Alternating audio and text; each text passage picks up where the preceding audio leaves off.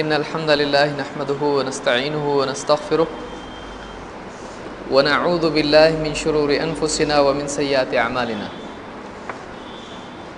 من يهده الله فلا مضل له ومن يضلل فلا هادي له وأشهد أن لا إله إلا الله وحده لا شريك له وأشهد أن محمدا عبده ورسوله أما بعد فإن خير الحديث كتاب الله وخير الهدي هدي محمد صلى الله عليه وسلم وشر الأمور محدثاتها وكل محدثة بدعة وكل بدعة ضلالة وكل ضلالة في النار.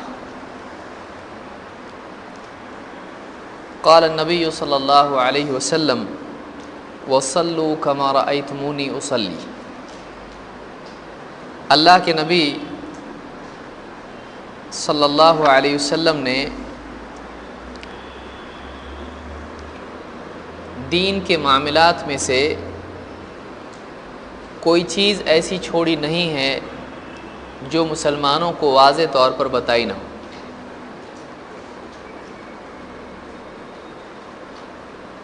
اللہ تعالیٰ نے ایک کامل دین ہم کو دیا ہے جس میں ظاہر و باطن کے اعتبار سے مکمل رہبری موجود ہے اور اعمال کی قبولیت کے اعتبار سے انسان کو بتا دیا گیا ہے کہ کون سے اعمال اللہ کے نزدیک مقبول ہیں اور کیا وہ چیزیں ہیں جن کی بنیاد پر ایک آدمی کا عمل اور اس کی عبادت رد ہو جاتی ہے. بنیادی طور پر دو باتیں ہیں جو آدمی کی عبادت کے لیے ضروری ہیں. ایک آدمی اگر اللہ کی عبادت کرتا ہے، کوئی نیکی کرتا ہے، تو اس عبادت میں، اس نیکی میں دو باتیں ہیں، دو شرطیں ہیں، ان کا ہونا لازم ہے. اس کے بغیر وہ عبادت مقبول نہیں ہوگی. دو شرطیں ہیں، اگر ان میں سے ایک شرط بھی مفقود ہو، ایک شرط بھی اگر نہ پائی جائے تو اللہ کے نزدیک وہ عبادت، وہ نیکی، وہ عمل قبول نہیں کیا جائے گا. وہ دو شرطیں کیا ہیں؟ ایک اخلاص اور دوسرے اتباع سنت. ایک اخلاص نیت اور دوسرے اتباع سنت. اسی لیے خصوصاً نماز کے سلسلے میں، جو کہ دین کے ارکان میں شہادتین کے بعد سب سے اہم ترین رکن ہے، اس عمل کے بارے میں، اس نیکی کے بارے میں یہ ضروری ہے کہ ہم دیکھیں کہ اس نیکی کے لیے اللہ کے رسول صلی اللہ علیہ وسلم کا بتایا ہوا طریقہ کیا ہے. نماز میں، نماز کی ادائیگی میں نماز کو کیسے پڑھا جائے؟ کیا منمانے طریقے پر، باپ دادا کے طریقے پر، یا جیسے اور بھیڑ کر رہی ہے، لوگ کر رہے ہیں بغیر سوچے سمجھے، بغیر کسی دلیل کے، کیا ہم بھی ویسے کرنے لگ جائیں کہ ہمارے پڑوس میں جو کھڑا ہے وہ جیسے کرتا جا رہا ہے ہم بھی ویسے کریں؟ یا آگے بڑھ کر ہم اس کے سلسلے میں دلیلیں سیکھیں، دیکھیں کہ اللہ کے نبی صلی اللہ علیہ وسلم کی احادیث میں نماز کے بارے میں کیا آیا ہے. تو ظاہر بات ہے کہ ایک طالب علم کے لیے ضروری ہے کہ وہ دین کا علم، دین کے اعمال کے سلسلے میں دلائل کی روشنی میں حاصل کرے. یہ نہیں کہ بتا دیا کسی نے ہم لوگ کرنے لگ گئے، بلکہ دلائل کے ساتھ میں علم کو حاصل کرنا ہے. سب سے پہلے قیامت کے دن آدمی سے اس کے اعمال کے بارے میں سوال ہوگا، تو وہ کون سا عمل ہوگا جس کے بارے میں سب سے پہلے پوچھا جائے گا؟ اللہ کے نبی صلی اللہ علیہ وسلم ایک حدیث میں، جس کو امام الترمذی، نسائی اور ابن ماجہ نے روایت کیا ہے، فرماتے ہیں ان اول ما يحاسب به العبد يوم القیامۃ من عمله صلاۃ. قیامت کے دن بندے سے سب سے پہلے اس کے اعمال میں جس چیز کا محاسبہ ہوگا وہ اس کی نماز ہے. قیامت کے دن اس کے اعمال میں بندے کے سب سے پہلے نماز کے بارے میں اس سے پوچھا جائے گا. فَإِن صَلُحَتْ فَقَدْ أَفْلَحَ وَأَنجَحَ. اگر اس کی نماز ٹھیک ٹھاک نکل آئی فقد افلح و انجح، وہ کامیاب اور سعادت پا گیا، کامیابی اور سعادت اس کو مل جائے گی۔ وَإِن فَسَدَتْ فَقَدْ خَابَ وَخَسِرَ، اور اگر اس کی نماز میں بگاڑ رہا، بگاڑ نکل آیا، خرابی نکل آئی، فقد خاب و خسر، اس کی نماز خواب و خسر، نماز میں بگاڑ کی وجہ سے وہ ناکام و نامراد ہو جائے گا۔ یعنی قیامت کے دن سب سے پہلے آدمی کی نماز کا حساب ہوگا، نماز کے ظاہر کے اعتبار سے بھی اور نماز کے باطن کے اعتبار سے بھی۔ نماز کے ظاہر کے اعتبار سے کہ وہ نماز وقت پر پڑھی گئی نہیں گئی، جماعت کے ساتھ تھی نہیں تھی، اور نماز کا جو طریقہ تھا وہ سنت کے مطابق تھا یا نہیں تھا، صفیں درست بنی تھی یا نہیں، نماز کے لیے وضو صحیح تھا یا نہیں تھا، یہ ساری چیزیں، لباس وغیرہ، وقت ہے، جگہ ہے، یہ سب پاکی ناپاکی ساری چیزیں جو ظاہر ہیں، ان کے اعتبار سے بھی دیکھا جائے گا کہ اس نے نماز کی جتنی شروط تھیں ان کو پورا کیا نہیں کیا، نماز کے جو ارکان تھے ان کو پورا کیا نہیں کیا۔ اور نماز کے باطن کے اعتبار سے کہ نماز میں اخلاص تھا نہیں تھا، نماز میں خشوع تھا نہیں تھا، دھیان نماز میں اللہ کی طرف تھا نہیں تھا، یہ ساری چیزیں دیکھنے کے بعد میں اگر آدمی کی نماز کا وزن اللہ کے نزدیک مقبول رہا تو آدمی کامیاب ہو جائے گا۔ اس لیے کہ نماز ایک ایسی چیز ہے کہ اگر یہ صحیح ہو تو زندگی صحیح ہونا لازمی چیز ہے، اور اگر اس میں بگاڑ رہے تو زندگی میں بگاڑ نکلنا لازمی چیز ہے۔ نماز کی اصلاح دراصل زندگی کی اصلاح ہے، زندگی کی اصلاح کی طرف پہلا قدم عملی اعتبار سے اگر ہوتا ہے تو نماز کی اصلاح سے ہوتا ہے۔ تو اس حدیث سے معلوم ہوا کہ نماز صحیح، زندگی صحیح، نماز غلط، زندگی غلط۔ اس اعتبار سے نماز کے بارے میں بندے کا حساس ہونا، سینسٹیو ہونا اور سوچنا کہ میری نماز صحیح ہے کہ نہیں ہے، یہ بہت ضروری ہے۔ بعض لوگ وہ ہیں جو نماز کے ظاہر کے بارے میں بالکل ناپ تول کے نماز پڑھتے ہیں، ایک دم سوئی کی طرح قبلے کی طرف ہونا، اور باقی ساری چیزیں، ظاہری چیزیں صحیح کر لیتے ہیں لیکن باطنی چیزیں صحیح نہیں کرتے ہیں، نماز میں دھیان نہیں، نماز میں خشوع نہیں، نماز میں اخلاص نہیں۔ ایک تو وہ لوگ ہیں، دوسرے وہ لوگ ہیں جو دل سے اللہ کے لیے پڑھتے ہیں لیکن پھر نماز کی ظاہری شکل اور ڈھانچے کے اعتبار سے دلائل کے تابع نہیں ہوتے ہیں، جیسے پہلے سے پڑھتے آ رہے ہیں ویسی پہلے سے ابھی بھی پڑھتے ہیں۔ یہ دونوں چیزیں ہیں جن کا لحاظ رکھنا ضروری ہے کہ ایک تو نماز قلبی اعتبار سے، روحانی اعتبار سے اخلاص اور خشوع والی ہو، اور ظاہری اعتبار سے نماز کے لیے جسم کے اعتبار سے، لباس کے اعتبار سے، جگہ اور وقت کے اعتبار سے جو قیود، جو قید اللہ کی طرف سے ہے، جو رہبری اللہ اور اس کے رسول نے دی، اس کی پابندی کی جائے۔ اور نماز کا ڈھانچہ کہ کیسا آدمی کھڑا ہو، کس طرح سے ہاتھ اٹھائے، کیا کرے کیا نہیں کرے، ڈھانچے کے اعتبار سے بھی آدمی معلوم کرے کہ نماز کو کیسے ادا کیا جاتا ہے۔ آج کے ہمارے اس درس میں ہم اسی ظاہری پہلو پر غور کریں گے کہ نماز کے سلسلے میں، اس لیے کہ اس سے پہلے دروس میں ہم نماز کے خشوع کے تعلق سے تفصیلی طور پر گفتگو کر چکے ہیں۔ آج کے درس میں ہم دیکھیں گے کہ نماز کے ظاہری ارکان اور ظاہری سنن، ان کے سلسلے میں کیا دلائل ہیں۔ اللہ کے نبی صلی اللہ علیہ وسلم نے حدیث میں اس کی تاکید کر دی تھی، بخاری کی حدیث میں ہے، کتاب الآذان میں امام البخاری نے حدیث نقل کی ہے۔ اللہ کے رسول صلی اللہ علیہ وسلم فرماتے ہیں، صلو کما رأیتمونی اصلی، تم ویسے نماز پڑھو جیسے مجھ کو نماز پڑھتا دیکھتے ہو۔ اس سے معلوم ہوا کہ یہ حکم ہے اللہ کے نبی صلی اللہ علیہ وسلم کا کہ جیسے آنکھوں سے نماز نبی صلی اللہ علیہ وسلم کی دکھائی دیتی ہے، ویسے ہی عمل میں بھی نماز ہونی چاہیے۔ مسلمان کی نماز ظاہری ڈھانچے کے اعتبار سے نبی صلی اللہ علیہ وسلم کی ثابت شدہ نماز کے مطابق ہونا لازم ہے۔ تو یہ حدیث بتلاتی ہے کہ ہر مسلمان پر فرض ہے کہ وہ نماز کا طریقہ سیکھے کہ اللہ کے نبی صلی اللہ علیہ وسلم کا طریقہ نماز کا کیسا تھا۔ اس بارے میں مسلمانوں میں بہت ساری غلط فہمیاں ہیں۔ بعض مسلمان کہتے ہیں نہیں، ہم کو امام ابو حنیفہ کے طریقے پہ نماز پڑھنا چاہیے، بعض کہتے ہیں امام شافعی کے طریقے پہ، کوئی کہتا ہے امام مالک، کوئی کہتا ہے امام احمد ابن حنبل۔ بعض لوگوں کو تو معلوم ہی نہیں ہے، بعض لوگوں کے نزدیک باپ دادا جیسے پڑھتے تھے ویسے پڑھنا چاہیے۔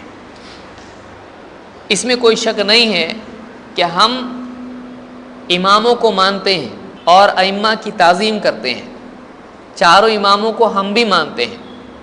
بعض لوگوں کے سامنے جب کہا جاتا ہے کہ نہیں اماموں کی پابندی نہیں طریقے کے سلسلے میں، تو لوگ ناراض ہو جاتے ہیں۔ وہ کہتے اتنے سارے امام تھے، انہوں نے جو نماز پڑھی کیا وہ نبی کا طریقہ نہیں تھا؟ تو جب وہ نبی کا طریقہ تھا، وہ نبی کی اتباع کرنے والے تھے، تو ہم ان کے طریقے پر پڑھیں گے تو ہماری نماز بھی نبی کے طریقے پر ہوگی۔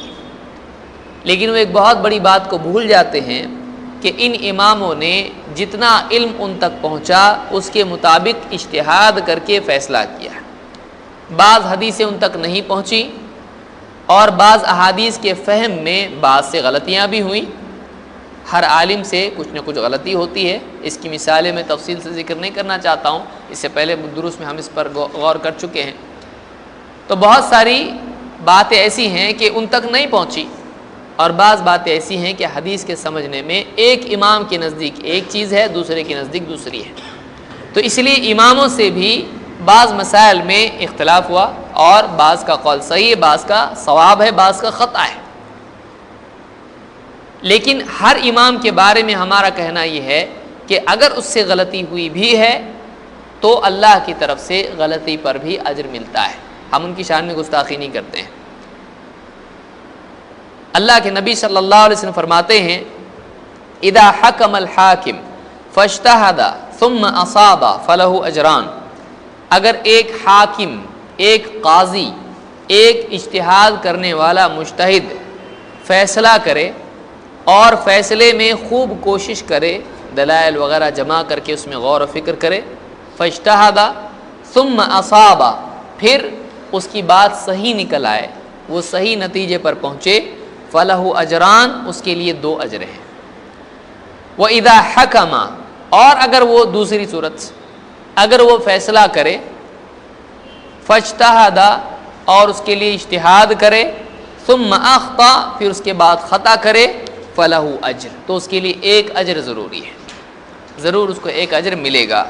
اس کو امام البخاری اور مسلم دونوں نے روایت کیا ہے۔ اس حدیث سے ایک بات یہ معلوم ہوئی کہ مجتہد کو چاہے اس کی بات صحیح ہو چاہے اس کی بات خطا ہو، اجر ملتا ہے۔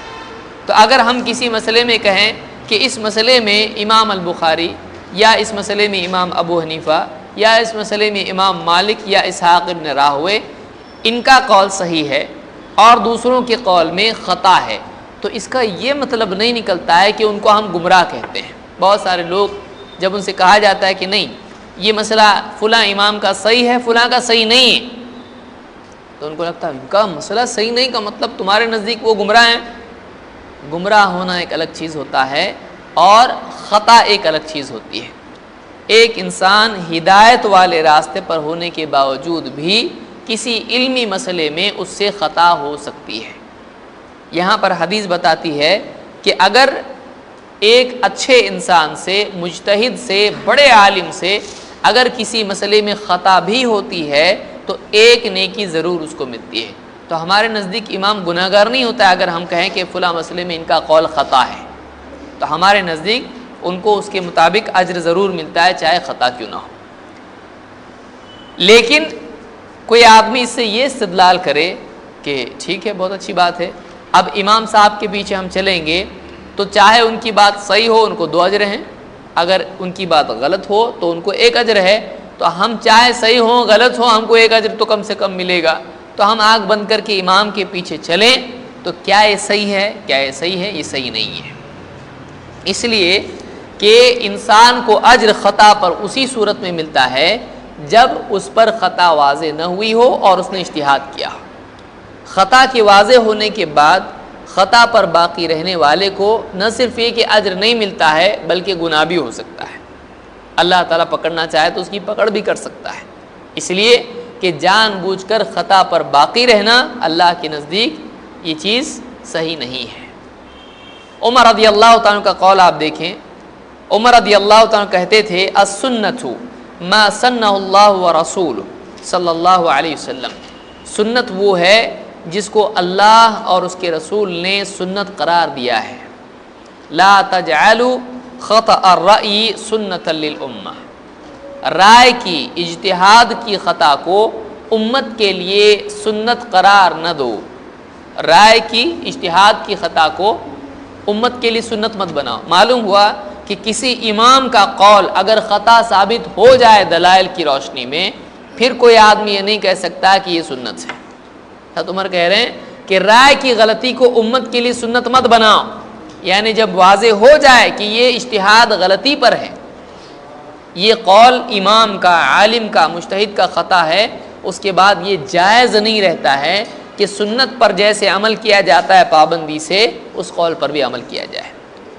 تو ان لوگوں کا قول یہ صحیح نہیں ہوتا ہے جو کہتے ہیں کہ ٹھیک ہے امام کا قول اگر خطا بھی ہے تو ہم کو ایک اجر تو ملے گا، ایسا نہیں ہے۔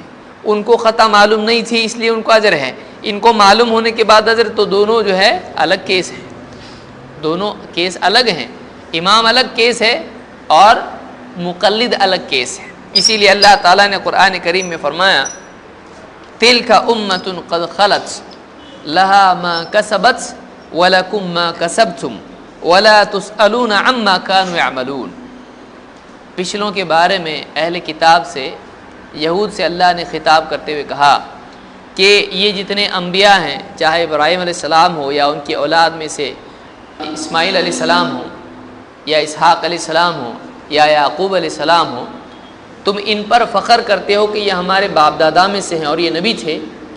تو اللہ تعالیٰ نے فرمایا تلک امۃ قد خلت، یہ ایک امت تھی، یہ لوگ تھے جو چلے گئے، قد خلت لہا ما کسبت ولکم ما کسبتم، ان کے لیے ان کی کمائی ہے اور تمہارے لیے تمہاری کمائی ہے، انہوں نے جو کمایا ان کے لیے، ان کے اعمال کا بدلہ ان کے لیے، اور تمہارے اعمال کا بدلہ تمہارے لیے ہے، ان کا ان کو ملے گا، تمہارا تم کو ملے گا، ان کا عمل ان کے ساتھ، تمہارا عمل تمہارے ساتھ، ولا تسألون عما كانوا يعملون، اور وہ جو کچھ عمل کرتے تھے تم سے اس کے بارے میں پوچھا نہیں جائے گا۔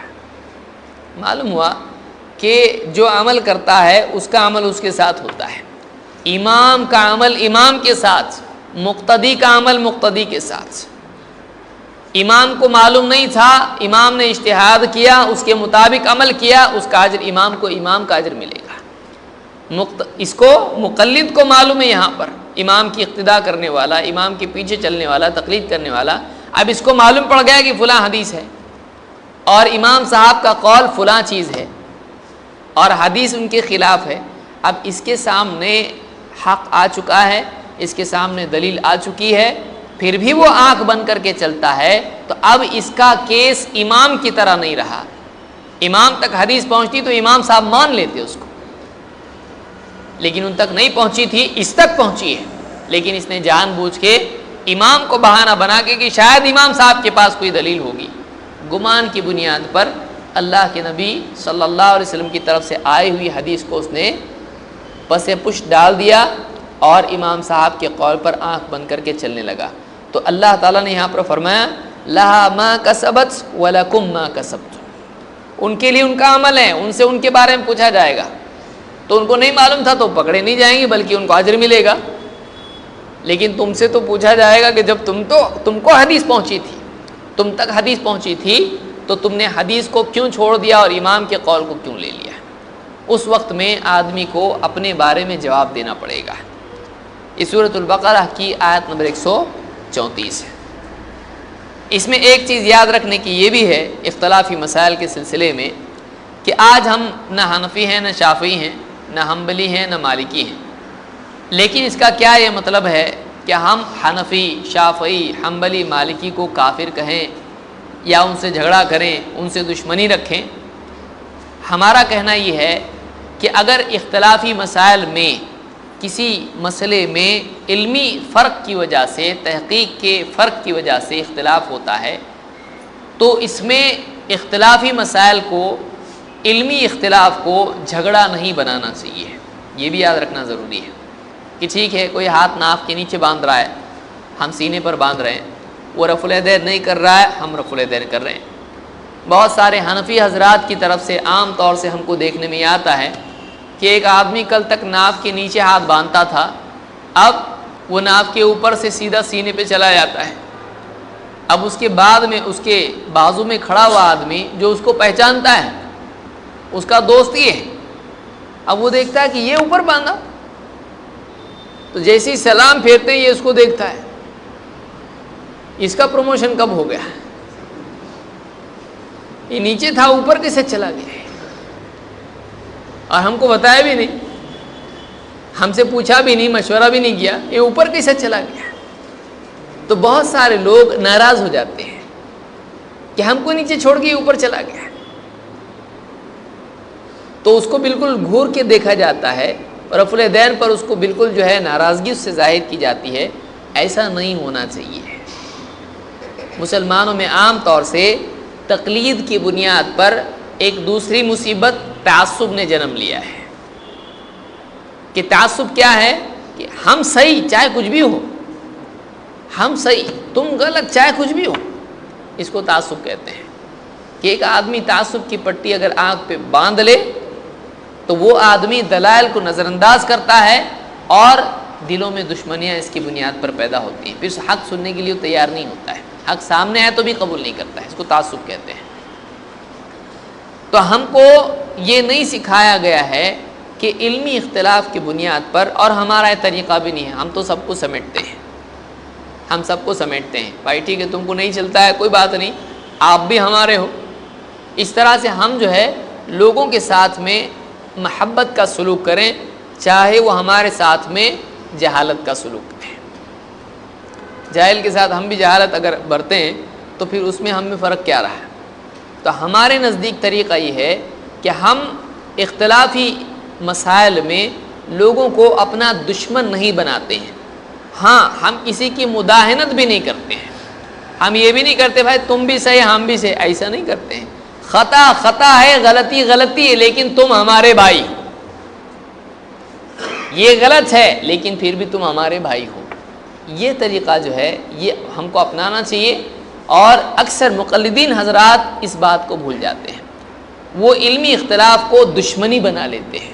اماموں کا یہ طریقہ نہیں تھا. آئیے دیکھتے ہیں اماموں کا طریقہ کیا تھا.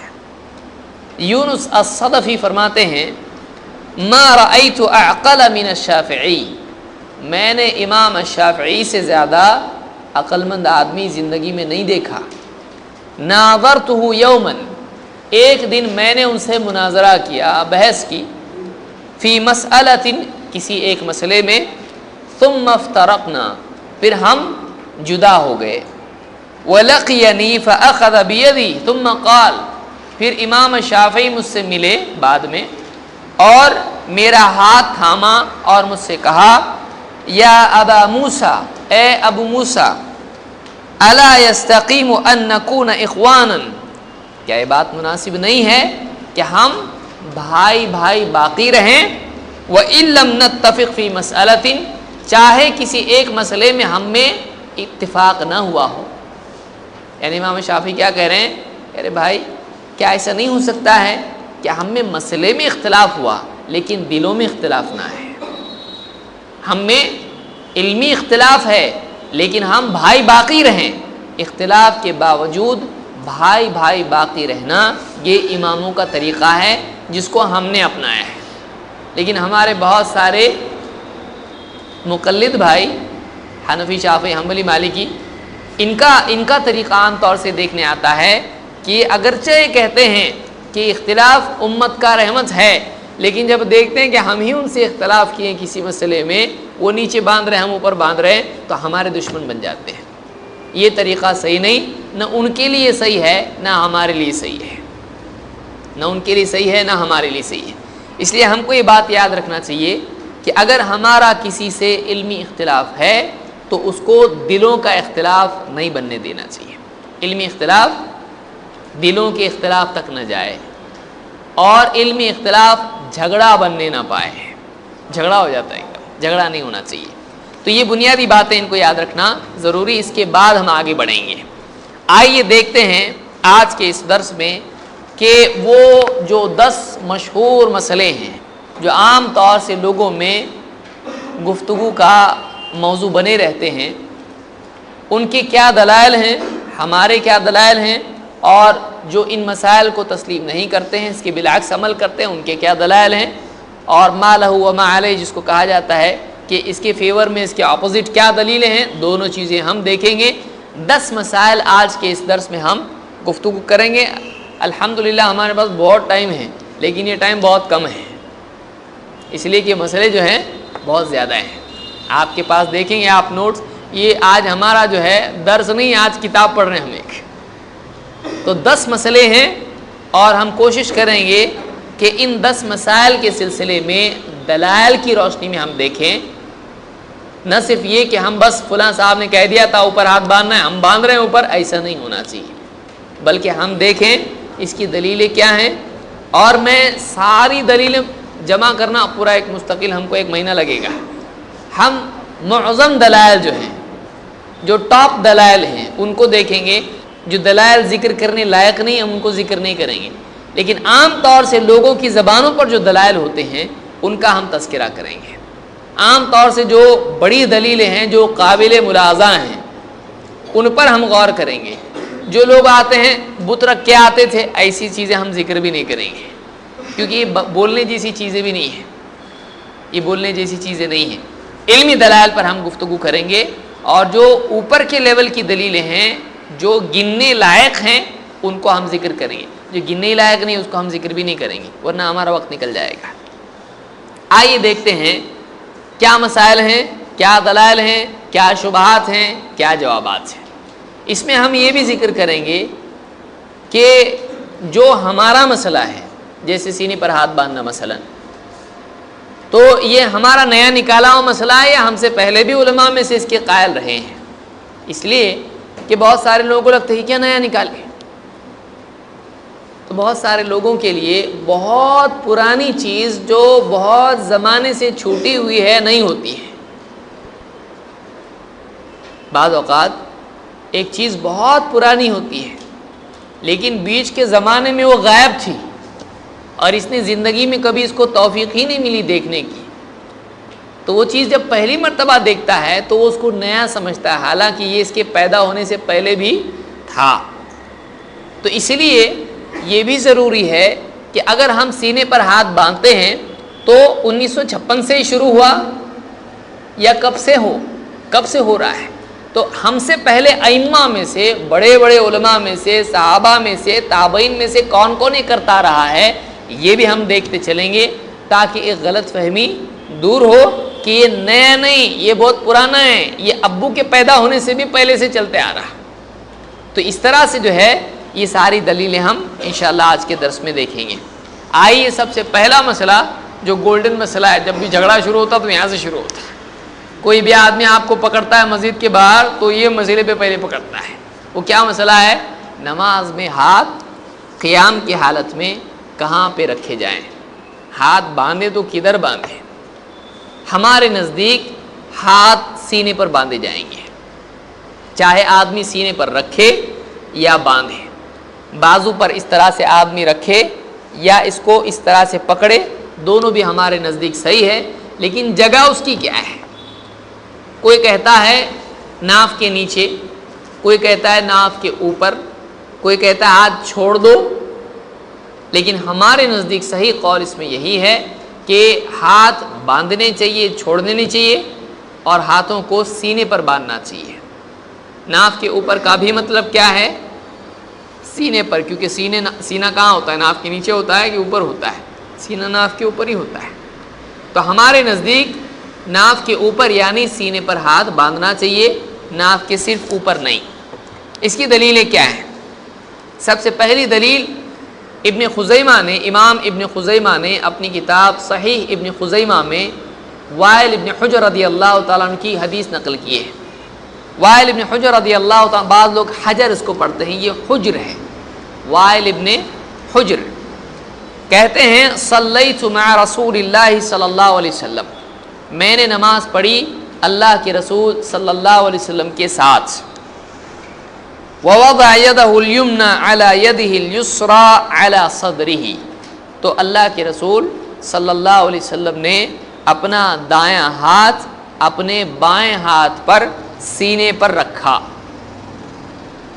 سیدھا ہاتھ الٹے ہاتھ پر سینے پر رکھا.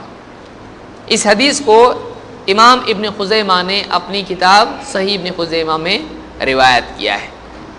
یہ حدیث 479 نمبر پر یہ حدیث شیخ الالبانی کی تحقیق سے جو ابن خزیمہ چھپی ہے اس میں حدیث موجود ہے. اس حدیث میں یہ بات واضح ہوئی کہ یہ نماز جماعت کی نماز تھی اور اللہ کے نبی صلی اللہ علیہ وسلم نے اس نماز میں ہاتھ کہاں باندھا؟ فرض نماز میں اللہ کے رسول صلی اللہ علیہ وسلم نے سینے پر ہاتھ باندھا. اب حنفی حضرات کی طرف سے اس حدیث پر کچھ اعتراضات کیے جاتے ہیں. اہل السنہ والجماعہ کا طریقہ یہ ہے کہ اگر ان کی کوئی دلیل ہے اور اس کے خلاف کوئی اعتراض ہے تو اس اعتراض کو بھی ذکر کرتے ہیں اور اس کا جواب بھی دیتے ہیں. لیکن اہل باطل اور اہل بدعت کا طریقہ عام طور سے یہ ہوتا ہے کہ اپنے خلاف جو اعتراضات ہوتے ہیں اس کو کبھی ذکر نہیں کرتے ہیں. امام البخاری نے اس کو ذکر کیا اپنی جز رفع الیدین میں کہ اہل باطل کا یہ طریقہ ہوتا ہے. اہل بدعت کا یہ طریقہ ہوتا ہے کہ اپنی دلیل تو پیش کرتے ہیں اور اس پر کسی کا اعتراض ہو تو اس کو ذکر نہیں کرتے ہیں, اس کے اندر عیب جو ہے اس کو چھپاتے ہیں. ہمارا وہ طریقہ نہیں ہے. ہم اس سلسلے میں جو اعتراضات ہیں ان کو بھی ذکر کریں گے اور پھر اس کے جوابات بھی ہم دیکھیں گے. آئیے اگر کوئی آپ سے آ کے کہے ٹھیک ہے بھائی آپ نے جو حدیث بتایا یہ ضعیف ہے, کیوں؟ اس لیے کہ اس میں پرابلمس ہیں.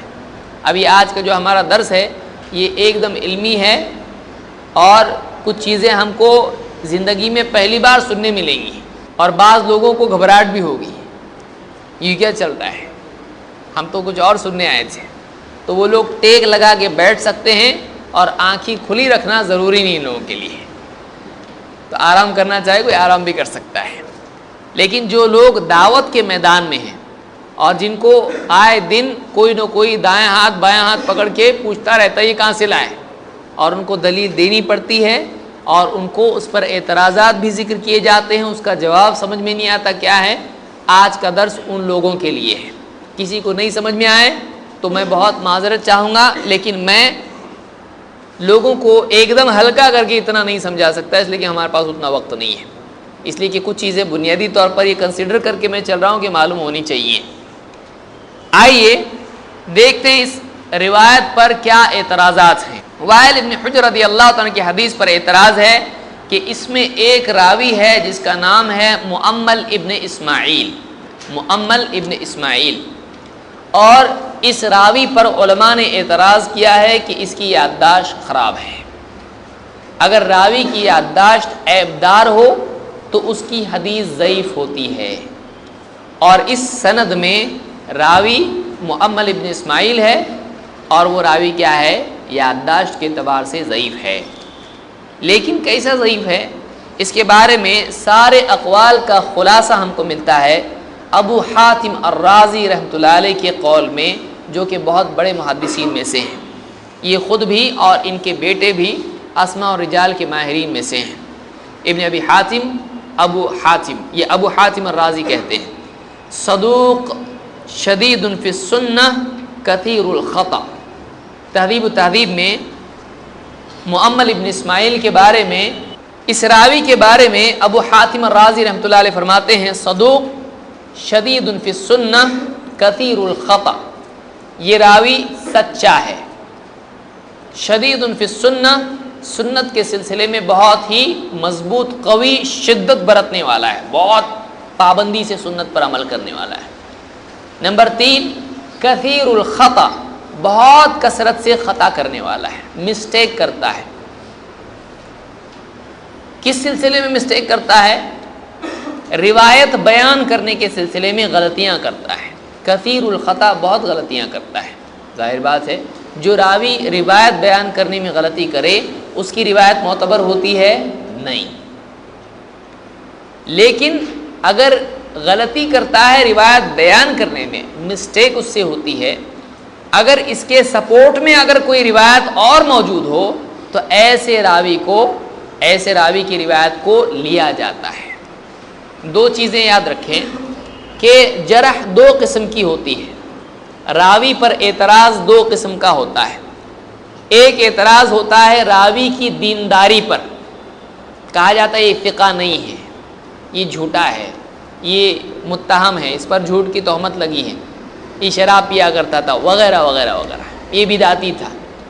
ایک قسم کا اعتراض راوی پر، حدیث بیان کرنے والے پر ہوتا ہے کہ یہ دینداری کے اعتبار سے معتبر نہیں ہے، ایسے راوی کی روایت معتبر نہیں ہوتی ہے اور یہ سپورٹ میں بھی نہیں چلتا ہے۔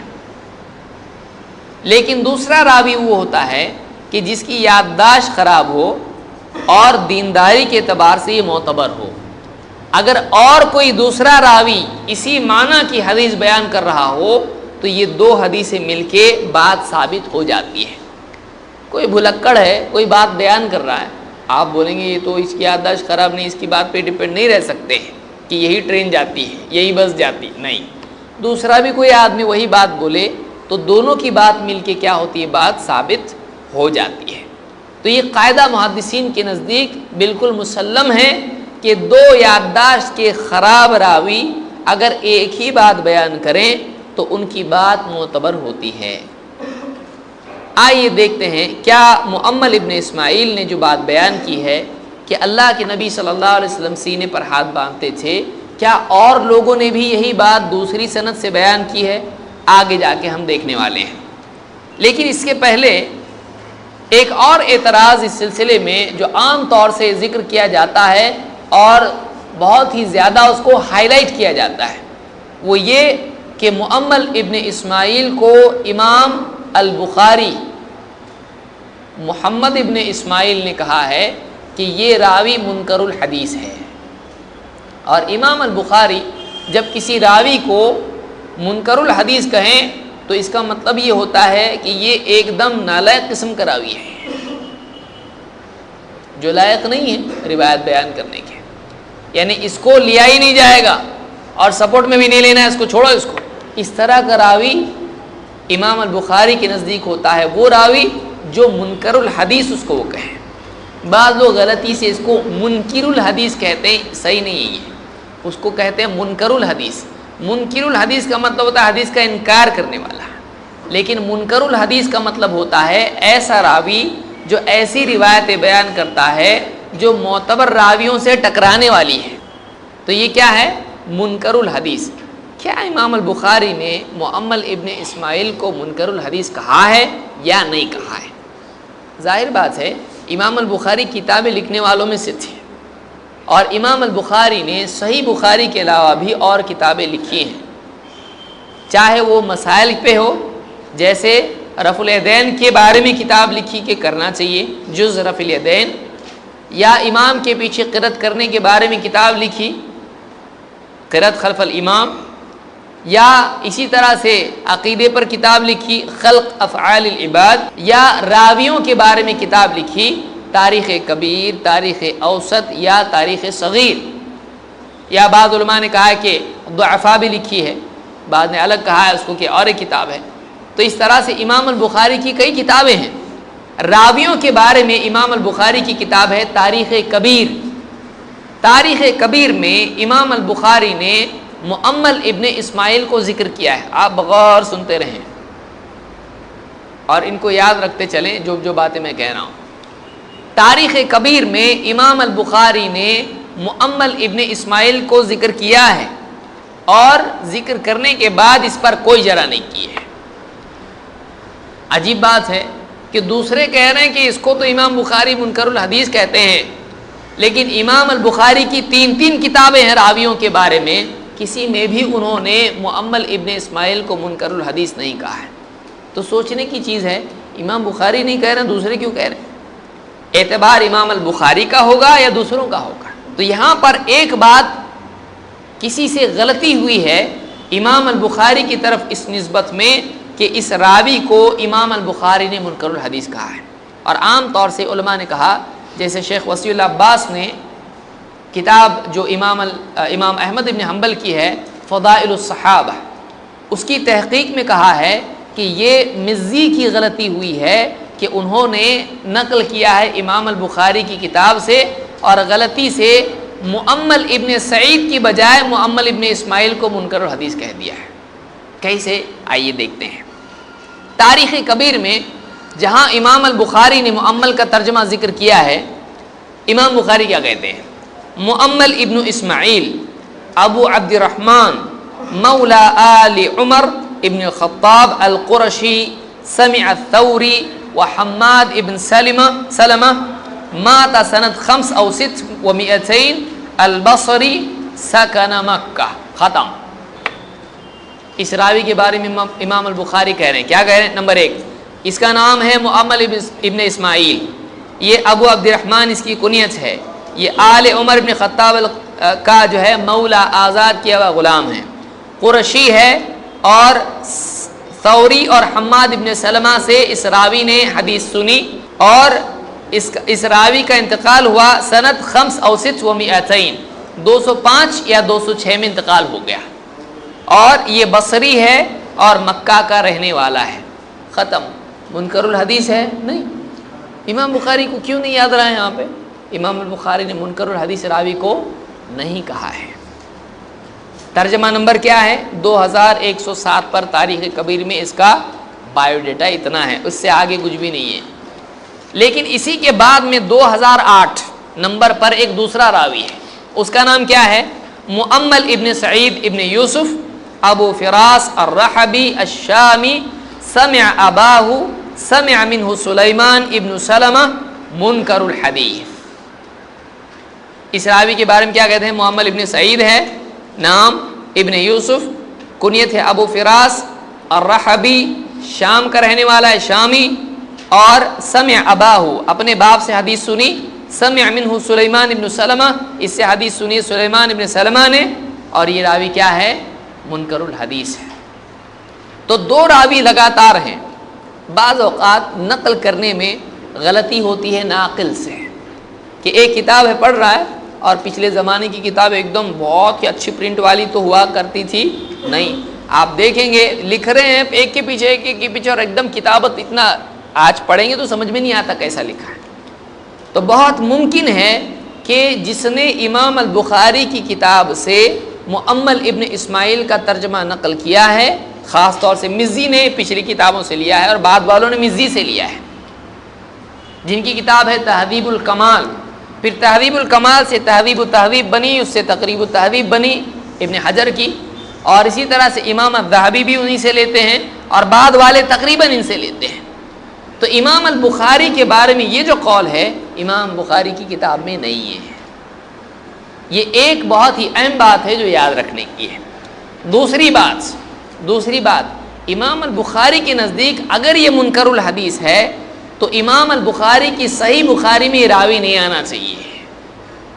صاف ستھری بات ہے، صحیح بخاری دنیا کی سب سے معتبر کتاب حدیث کی، اور امام البخاری صرف صحیح حدیث اس میں ذکر کروں گا کہہ رہے ہیں، اور ایسا گرا پڑا راوی اگر ان کے نزدیک یہ منکر الحدیث ہے، صحیح بخاری میں اس کو لائیں گے؟ نہیں لائیں گے۔ امام البخاری کے نزدیک یہ راوی ایسا ہے کہ متابعت میں ذکر کیا جا سکتا ہے۔ متابعت کس کو کہتے ہیں؟ سپورٹ کو کہتے ہیں۔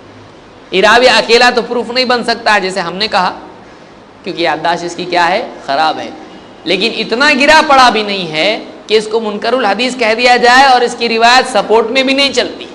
اگر سپورٹ میں نہیں چلتی ہوتی تو امام البخاری سپورٹ میں بخاری میں ذکر نہیں کرتے۔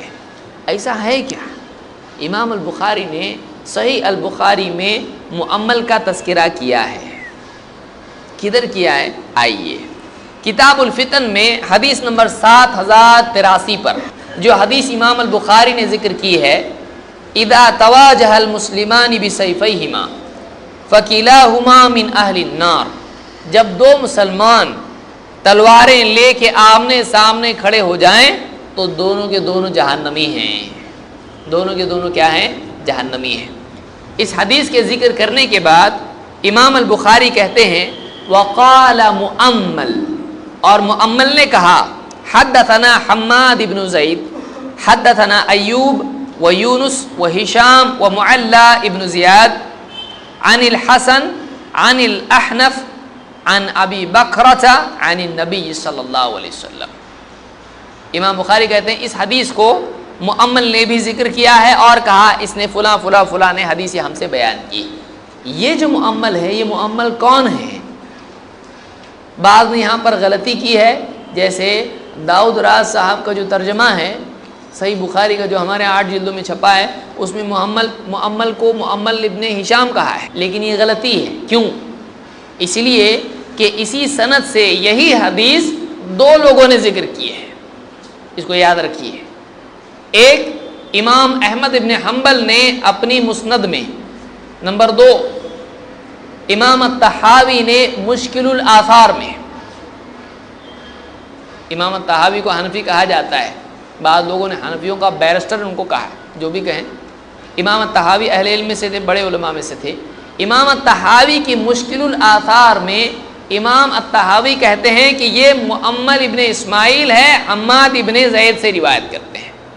وضاحت کے ساتھ میں، صاف الفاظ میں، اسی روایت کی سند میں انہوں نے کیا نام لیا ہے؟ مؤمل ابن اسماعیل. معلوم ہوا کہ مؤمل کون ہے؟ مؤمل ابن اسماعیل ہے. اسی طرح سے امام احمد نے اپنی مسند میں یہی حدیث ذکر کی ہے اور اس میں بھی مؤمل ہی سے روایت آئی ہے، اور امام احمد نے بھی واضح الفاظ میں کہا ہے کہ یہ مؤمل ابن اسماعیل ہے. تو یہ مؤمل کون ہے؟ مؤمل ابن ہشام ہے، مؤمل ابن اسماعیل ہے، مؤمل ابن سعید ہے. کون ہے یہ؟ تو مؤمل ابن اسماعیل ہی ہے. اس لیے کہ دوسری کتابوں میں بھی مؤمل ہی سے روایت آئی ہے اور واضح الفاظ میں انہوں نے مؤمل حماد ابن زید سے روایت کرتے ہیں. تو کون ہے یہ؟ مؤمل ابن اسماعیل نام ذکر کیا ہے. تو اگر یہ راوی امام البخاری کے نزدیک قابل ذکر نہیں ہے، منکر الحدیث ہے، ایک دم گرا پڑا ہے، صحیح بخاری میں کیوں نام لائیں گے کہ مؤمل نے ایسا ایسا کہا ہے؟ تو معلوم ہوا کہ امام البخاری کے نزدیک یہ راوی سپورٹ میں چلتا ہے. اور اس سے یہ بھی معلوم ہوا کہ منکر الحدیث نہیں ہے، ورنہ نہیں چلتا ہے، کیونکہ امام البخاری کے نزدیک منکر الحدیث کی ذرا بڑی سخت ہوتی ہے. تو یہ 2 باتیں اس سلسلے میں یاد رکھیں. اولاً تو امام البخاری کی کتاب میں یہ راوی ایسا نہیں ہے. 2 امام البخاری کی صحیح میں یہ راوی، اس کا نام صحیح بخاری میں آیا ہے.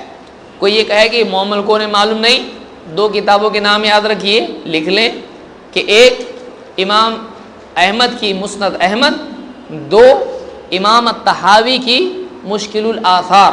ان 2 کتابوں میں مؤمل کا مطلب مؤمل ابن اسماعیل واضح الفاظ میں انہوں نے کہا ہے، جو کہ حماد ابن زید سے روایت کرتے ہیں. تو اب سوال پیدا ہو کہ مطلب سپورٹ میں چلتا ہے، تو سپورٹ کہاں ہے اس کا؟ آئیے دوسری روایت ہم دیکھتے ہیں سینے پر باندھنے کے سلسلے میں. امام ابو داؤد نے اپنی سند سے حدیث نقل کی ہے. طاؤس کہتے ہیں، سند آپ کے سامنے ہے، میں پوری سند ذکر نہیں کروں گا اس لیے کہ وقت ہمارے پاس اتنا زیادہ نہیں ہے. طاؤس کہتے ہیں عن طاؤس قال كان رسول اللہ صلی اللہ علیہ وسلم يضع يده اليمنى على يده اليسرى ثم يشد بينهما على صدره وهو في الصلاة، کہ اللہ کے رسول صلی اللہ علیہ وسلم اپنے دائیں ہاتھ کو اپنے بائیں ہاتھ پر رکھتے اور دونوں کو اپنے سینے پر باندھ لیتے جبکہ آپ نماز میں ہوتے تھے. دائیں ہاتھ بائیں ہاتھ پر رکھ کے باندھ کے سینے پہ باندھتے تھے نماز میں. طاؤس کون ہے؟ طاؤس تابعی ہیں. تابعی کون ہے؟ جو نبی سے نہیں ملے. صحابی کون ہے؟ جو نبی سے ملے. تو جو نبی سے نہیں ملے ان کا عمل کیسے، ان کا قول کیسے دلیل بنے گا؟ ہمارے نزدیک ایسی روایت کو کہ تابعی ڈائریکٹلی اللہ کے نبی صلی اللہ علیہ وسلم کے بارے میں کوئی بات بیان کریں، ایسی روایت کو مرسل کہتے ہیں. ایسی روایت کو مرسل کہا جاتا ہے. مرسل ارسال کی وجہ سے تابعی نے چھوڑ دیا، اپنے اوپر والوں کا نام ڈائریکٹ نبی کے بارے میں بتا رہے ہیں کچھ. بعض لوگوں کا کہنا ہے تابعی ہیں تو صحابہ ہی سے سنا ہوگا. بالکل قاعدے کے اعتبار سے غلط بات ہے. کیوں؟ اس لیے کہ تابعی سے بھی سنتے تھے.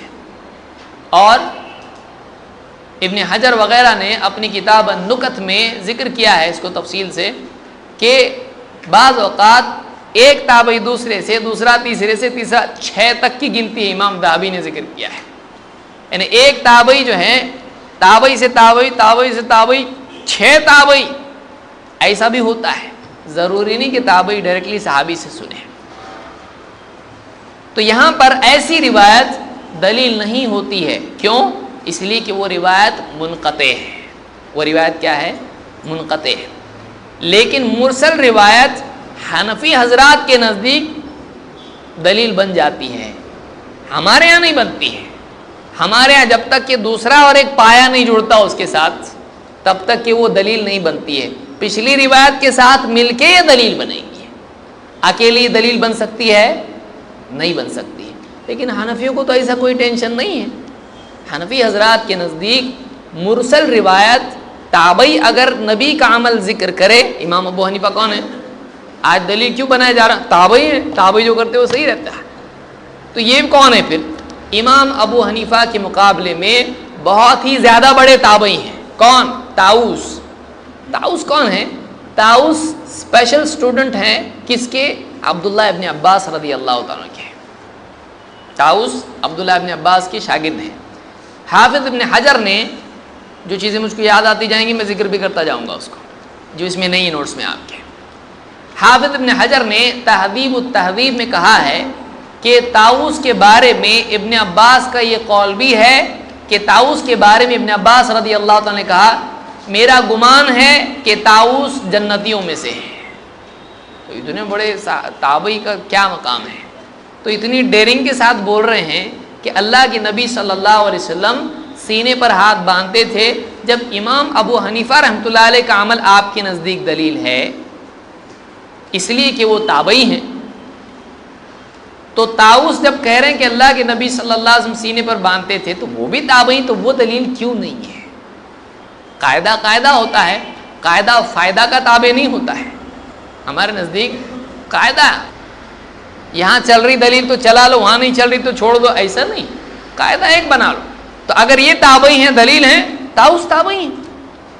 और इमाम अबू हनीफा ने तो एक सहाबी को देखा है, अनस रज़ी अल्लाह तआला को। ये तो ख़ास शागिर्द हैं और कई सहाबा को, 20 के करीब सहाबा को देखा है।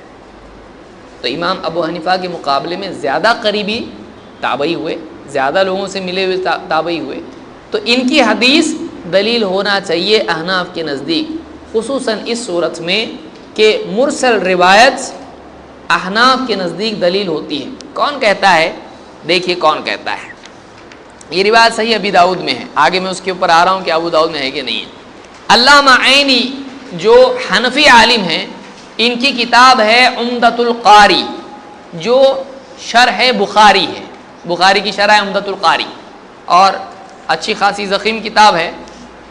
बाज़ उलमा के कौल के मुताबिक इब्न हजर के रद्द में लिखी हुई फ़तहुल बारी के ऊपर है। इब्न हजर ने भी उसके ऊपर फिर और एक जवाब लिखा है। बहरहाल, तो अल्लामा ऐनी जो हैं, ये अपनी किताब में फ़तहुल बारी उम्दतुल कारी में किताबुल इल्म में बाब अल किताबतुल इल्म, इसमें कहते हैं अल मुरसलु हुज्जतुन इंदना, मुरसल रिवायत हमारे नज़दीक हुज्जत है। हुज्जत का मतलब होता है फाइनल प्रूफ। हमारे यहाँ हुज्जत का मतलब है क्या हुज्जत कर रहा, ऐसा नहीं। अरबी ज़बान में हुज्जत का मतलब क्या होता है? हुज्जत तमाम, सामने आया तो मानना पड़ेगा, उसको क्या कहते हैं? हुज्जत, के बात साबित हो जाती है। तो अल्लामा ऐनी कहते हैं अल मुरसलु हुज्जतुन इंदना, कि मुरसल हदीस हमारे नज़दीक हुज्जत है। मुरसल हदीस में कुछ आए हमको मानना पड़ेगा, तो हम कहेंगे मानना पड़ेगा। देखिए मुरसल रिवायत आपके सामने आ गई कि अल्लाह के नबी सल्लल्लाहु अलैहि वसल्लम सीने पर हाथ बांधते थे। ताऊस कह रहे हैं आपके नज़दीक हुज्जत है, आपने मानना चाहिए। दो प्रॉब्लम यहाँ पे आ जाती है, बोलते नहीं नहीं हम नहीं मानेंगे। क्यों नहीं मानेंगे? दो वजूहात से। नंबर एक, ये हदीस अबू दाऊद में नहीं है, या आप अहले हदीस हजरात ने ज़बरदस्ती ठोंस दी अबू दाऊद के अंदर। एक एतराज़ ये किया जाता है, बाज़ कम पढ़े लिखे लोग जो तहक़ीक़ के मैदान में आते हैं, वो कहते हैं कि ये अबू दाऊद में है ही नहीं। इसका जवाब क्या है? सुनन अबी दाऊद के 4 नुस्खे हैं। इमाम अबू दाऊद के मुतादद तलबतुल इल्म थे, शागिर्द थे। इब्नुल आराबी, इब्न दासा, लुलुई और एक शागिर्द उनके हैं, 4 शागिर्द उनके थे। اور چاروں شاگردوں نے امام ابو داؤد سے ابو داؤد کو نقل کیا۔ اس زمانے میں کتابیں املا ہوتی تھی، ڈکٹیٹ کی جاتی تھی، اور محدث کتاب کا درس دیتا تھا، شاگرد لکھتے چلے جاتے تھے۔ تو وہ شاگرد جو کتاب جمع کرتا تھا استاد کو کہتا تھا میں نے آپ کے درس کی حدیثیں جمع کر لی ہیں، وہ کتاب کا نام اس کو مل جاتا تھا۔ عام طور سے اس طرح سے ہوتا تھا۔ عام طور سے کتابوں کی اس طرح سے کئی نسخے ہوتے ہیں۔ امام مالک کی جو موطا ہے اس کے کئی نسخے ہیں، تو سنن ابی داؤد جو ہے اس کے بھی کئی نسخے ہیں، 4 نسخے عام طور سے پائے جاتے ہیں، ان میں ایک نسخے میں یہ ہے، دوسرے نسخوں میں نہیں ہے۔ تو ان کے ایک شاگرد نے اس کو نقل اگر کیا ہے تو کوئی پرابلم نہیں ہے، سنن ابی داؤد میں وہ ہے۔ کوئی اگر کہتا ہے کہ نہیں آپ لوگوں نے اس کو شامل کر دیا ہے، تو دوسری بات آپ یہ یاد رکھیں کہ سنن ابی داؤد کا جو نسخہ جس کی شرح حنفی عالم دیوبندی عالم خلیل احمد سہارنپوری نے سنن ابی داؤد کی شرح لکھی ہے، بذل المجہود شرح سنن ابی داؤد، حل اس کے جو ہے سنن ابی داؤد میں مشکل باتوں کے جو ہے انہوں نے حل پیش کیا ہے، سولوشنز۔ تو بذل المجہود نام کی کتاب ہے خلیل احمد سہارنپوری دیوبندی کی، میں نے خود دیکھا ہوں، میرے پاس وہ کتاب جو ہے اس کا نسخہ PDF کی شکل میں بھی موجود ہے اور کتابی شکل میں بھی میں دیکھا ہوں، اس میں یہ ہے، اس میں یہ حدیث موجود ہے۔ اگر یہ اہل حدیث حضرات نے داخل کر دی تھی تو ان کے یہاں کہاں سے آئی ہے؟ ان کی بھی جو کتاب ہے سنن ابی داؤد کی جو شرح انہوں نے لکھی ہے اس میں یہ حدیث موجود ہے، تو معلوم ہوا ان کے پاس بھی سنن ابی داؤد کا جو نسخہ موجود تھا اس میں یہ حدیث موجود ہے۔ کوئی کہتا ہے نہیں یہ سنن ابی داؤد میں نہیں ہے، یہ امام ابو داؤد کی کتاب مراسیل میں ہے۔ ہم کہتے ہیں مراسیل میں ہو یا کوئی اور نام کی کتاب ہو، اگر امام ابو داؤد کی کتاب میں کسی بھی کتاب میں کسی خط میں لکھا ہے، انہوں نے اپنی سند سے اگر لکھا ہے، پرابلم کیا ہے؟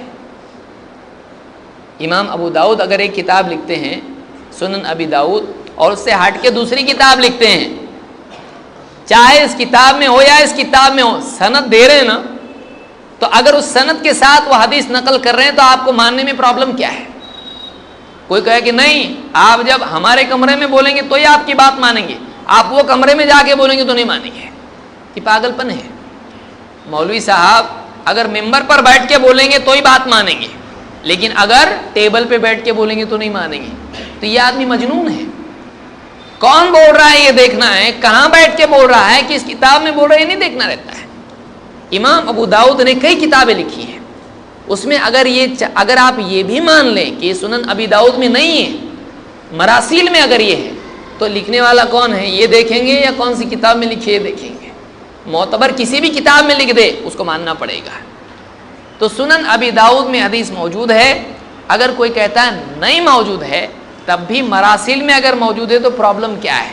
اس کی سند آپ دیکھیے، سند اگر معتبر ہے حدیث ماننی پڑے گی، سند اگر معتبر نہیں ہے تو پھر اس حدیث کو تسلیم نہیں کیا جائے گا۔ کیا اس کی سند میں کچھ کلام ہے؟ ایک راوی ہے جس پر کلام کیا گیا ہے، لیکن وہ کلام اس روایت کو حسن درجے سے نیچے نہیں لے جا سکتا ہے۔ معتبر حدیث کی 2 قسمیں ہیں، صحیح اور حسن۔ تو یہ روایت اگرچہ صحیح درجے کی نہ ہو لیکن حسن درجے کی ہوتی ہے۔ کیوں ایسا؟ اس لیے کہ اس میں ایک راوی ہے، اس کا نام ہے سلیمان ابن موسیٰ۔ سلیمان ابن موسیٰ، کیا پرابلم ہے اس کا؟ سلیمان ابن موسیٰ کے بارے میں حافظ ابن حجر رحمۃ اللہ علیہ فرماتے ہیں اپنی کتاب تقریب التہذیب میں، صدوق فقیہ، یہ راوی سچا ہے اور فقیہ ہے، گہری سمجھ رکھنے والا ہے، فقہ کا ماہر ہے۔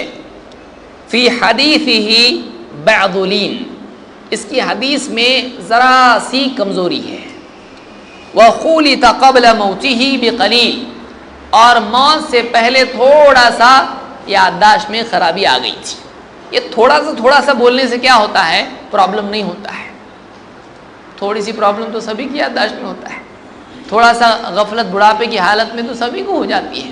تو ایسا راوی اسٹرانگ لیول کا نہیں ہوتا ہے، حسن درجے کی روایت ایسے راوی کی ہوتی ہے۔ اسی لیے آپ دیکھیے کہہ رہے ہیں بعض لین، یہ نہیں کہہ رہے لین الحدیث ہے یا فی حدیثہ لین، کہہ رہے ہیں بعض لین، تھوڑا سا کمزوری ہے اس کی اس میں. تو یہ ایک دم خفت درجے کا جو ہے ضعف راوی کا ہوتا ہے. وخلط قبل موتہ بقلیل، موت سے پہلے یہ نہیں کہ جوانی سے یادداشت خراب تھی، نہیں، موت سے پہلے یادداشت میں تھوڑا سے خرابی آ گئی تھی. تو ایسے راوی کو ضعیف نہیں کہا جاتا ہے. ایسا راوی کیا ہوتا ہے؟ ایسے راوی کی حدیث حسن درجے کی ہوتی ہے. اگر اس کی روایت کو ضعیف بھی آپ مانیں تب بھی سپورٹ میں اور روایتیں موجود ہونے کی وجہ سے کیا ہو جائے گا، وہ سپورٹ مل جائے گا کہ نہیں ملے گا. لیکن یہ خود سپورٹ کی اس کو ضرورت نہیں ہے. ایسا راوی کی حدیث جس کی روایت میں ایسا راوی ہو جس کی یادداشت میں تھوڑا سا ہلکا پن ہو، تو ایسی روایت کو کیا کہتے ہیں؟ حسن. اور ایک دم اسٹرانگ لیول کے راوی ہوں، یادداشت ایک دم ٹاپ، تقوی ایک دم ٹاپ، تو ایسی روایت کو کیا کہتے ہیں؟ صحیح. لیکن یادداشت تھوڑی ہلکی پھلکی ہے، تو ایسے راوی کو کیا کہتے ہیں؟ اس کی روایت کو حسن. تو ایسا راوی حسن درجے کی روایت والا ہوتا ہے.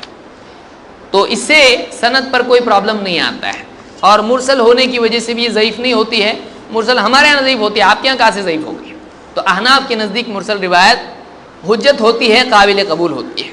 یہ دوسری روایت ہوئی. آئیے تیسری روایت ہم دیکھتے ہیں. اس سلسلے میں تیسری روایت ہے خلد الطائی کی. خلد طائی یہ راوی یہ صحابی ہیں. امام احمد نے اپنی مسند میں ایک روایت نقل کی ہے. خلد طائی رضی اللہ تعالیٰ عنہ کہتے ہیں کہ رأیت النبی صلی اللہ علیہ وسلم، میں نے اللہ کے نبی صلی اللہ علیہ وسلم کو دیکھا، ینصرف عن یمینہ و عن یسارہ، کہ آپ نماز کے بعد دائیں اور بائیں سے پھرتے تھے، یعنی پلٹ کے مقتدیوں کی طرف رخ کرتے تھے. ورأیتہ قال یضع ہذہ علی صدرہ، اور میں نے آپ کو دیکھا کہ آپ یہ سینے پر رکھتے تھے. کیا؟ تو جو راوی ہے یحییٰ، اس کے راوی ہیں، انہوں نے یحییٰ ابن سعید، انہوں نے کر کے بتایا کہ کیسے سینے پر رکھتے تھے. وصف یحییٰ الیمنى علی الیسریٰ فوق المفصل، اپنے جوڑ پر دائیں ہاتھ کو بائیں پر رکھا اور اس کو سینے پر باندھ کے بتایا، کہا کہ سینے پر اس طرح سے ہاتھ باندھا کرتے تھے. اس حدیث کو امام احمد نے روایت کیا ہے اور یہ روایت حسن درجے کی ہے. خصوصاً پچھلی روایتوں سے مل کے پہلی، دوسری اور تیسری 3 روایتیں ہوئیں. پہلی روایت وائل ابن حجر کی، دوسری روایت طاؤس کی، اور تیسری روایت یہاں پر خلد طائی کی. یہ تینوں روایتیں مل کے تقریباً مسئلہ جو ہے ثابت ہو جاتا ہے، اور یہ مسئلہ صحیح روایات سے ثابت ہوتا ہے. حکماً یہ روایتیں کیا ہیں؟ صحیح ہیں، اس لیے کہ تینوں مل کے مسئلہ ثابت ہو جاتا ہے. اگرچہ سند کے اعتبار سے ان میں خفت ہے، لیکن مسئلہ اس سے ثابت ہو جاتا ہے. اس میں پرابلم کیا ہے؟ اس میں پرابلم یہ ذکر کیا جاتا ہے کہ اس کی سند میں ایک راوی ہے جس کا نام ہے سماک، اور سماک یادداشت کے اعتبار سے مضطرب الحدیث ہے، کہ سماک کی یادداشت میں گڑبڑ تھی، اس لیے حدیثوں میں سماک کیا ہو جاتا ہے؟ کنفیوز ہو جاتا ہے، یہ راوی کنفیوز ہو جاتا ہے، تو اس کی حدیث میں اضطراب ہے. لیکن بہت سارے لوگ سماک پر جب جرح ذکر کرتے ہیں تو ایک محدث جو ہیں جو سماک کے بارے میں جانتے ہیں اور جنہوں نے بہت تفصیل سے سماک کے بارے میں کہا ہے، ان کے قول کو ذکر نہیں کرتے ہیں. کیوں نہیں کرتے ہیں؟ ان کا اپنا پرابلم ہے. یعقوب ابن شیبہ کہتے ہیں، اور یہ قول دونوں نے سیر اعلام النبلاء میں ذہبی نے، اور اسی طرح سے تہذیب التہذیب میں حافظ ابن حجر نے بھی ذکر کیا ہے. یعقوب ابن شیبہ فرماتے ہیں روایتہ عن اکرمۃ خاصۃ مضطربہ، سماک کی روایتیں اکرمہ سے خاص طور سے مضطرب ہیں. مضطرب اضطراب ہے اس کے اندر، کبھی کچھ بولتا ہے کبھی کچھ بولتا ہے، اس کو اضطراب کہتے ہیں. وَهُوَ فِي غَيْرِ اکرمۃ صالح، لیکن اکرمہ کے سوا دوسروں سے جب یہ راوی روایت کرے تو ٹھیک ہے، صالح یعنی اوکے، ٹھیک ہے. وَلَيْسَ مِنَ الْمُتَثَبِّتِينَ، لیکن اس کے باوجود یہ راوی ایک دم ٹاپ لیول کے مضبوط راویوں میں سے نہیں ہے، متثبتین میں سے نہیں ہے، ثبت میں سے نہیں ہے، ایک دم جماع والے راویوں میں سے یہ نہیں ہے. وَمَنْ سَمِعَ مِنْهُ قَدِيمًا، اور جس نے سماک سے پہلے سنا ہے، قدیماً بہت پہلے سنا ہے، مثل شعبہ و سفیان، مثلا شعبہ اور سفیان، فحدیثہم عنہ صحیح مستقیم، تو ان کی حدیث سماک سے صحیح مستقیم ہے۔ کیا کیا معلوم پڑا؟ نمبر 1 یہ مسترب الحدیث ہے، نمبر 2 اسپیشلی اکرمہ سے جب روایت کرے تو مسترب الحدیث ہے، نمبر 3 اکرمہ کے سوا روایت کسی سے کرتا ہے، ٹھیک ہے، اتنا ٹینشن لینے کی ضرورت نہیں ہے، اور خاص طور سے جب اس راوی سے شعبہ اور سفیان روایت کرتے ہوں تو ان کی روایت ایک دم ٹھیک ٹھاک ہے، صحیح ہے، مستقیم ہے۔ کیوں؟ اس لیے کہ یادداشت خراب ہونے سے پہلے انہوں نے سنا ہے۔ آئیے دیکھتے ہیں کیا چل رہا ہے یہاں پہ۔ کیا اس روایت کو سماک سے ان دونوں میں سے کسی نے روایت کیا ہے؟ آپ سند دیکھیے، حدثنا یحییٰ ابن سعید، ہم سے حدیث بیان کی یحییٰ ابن سعید نے، عن سفیان، انہوں نے سفیان سے روایت لی، حدثنی سماک، سفیان کیا کہتے ہیں؟ مجھ سے کس نے حدیث بیان کی؟ سماک نے۔ اور سماک کہتے ہیں کس سے؟ انہوں نے اکرمہ سے لی؟ نہیں، انہوں نے کہا عن قبیصہ بن حلب، انہوں نے روایت نقل کی قبیصہ ابن حلب سے۔ تو دو باتیں یہاں پر واضح ہوئی، ایک سماک نے یہاں پر روایت اکرمہ سے نہیں لی ہے، جو کہ ایک ٹینشن کا پرابلم ہے، تو یہاں پر وہ مسئلہ بھی نہیں ہے۔ نمبر 2 یہاں پر سماک سے روایت نقل کیے کس نے؟ سفیان نے۔ تو سفیان روایت کریں تو یادداشت خراب ہونے کے پہلے کی روایت ہے، تو یہاں ٹینشن لینا نہیں ہے، یعنی یہ روایت سماک پر جو اعتراض ہے اس اعتراض کا یہاں پر کوئی مسئلہ نہیں ہے، کیونکہ سماک کی یادداشت خراب ہونے سے پہلے روایت کرنے والے نے یہاں پر روایت کی ہے، تو یہ روایت کیا ہوئی؟ حسن درجے کی ہوئی، اس میں کوئی پریشان ہونے کی چیز نہیں ہے، خصوصاً جب کہ 2 روایتیں اس سے پہلے اور موجود ہیں، ان کے ساتھ مل کے یہ مسئلہ کیا ہو جاتا ہے؟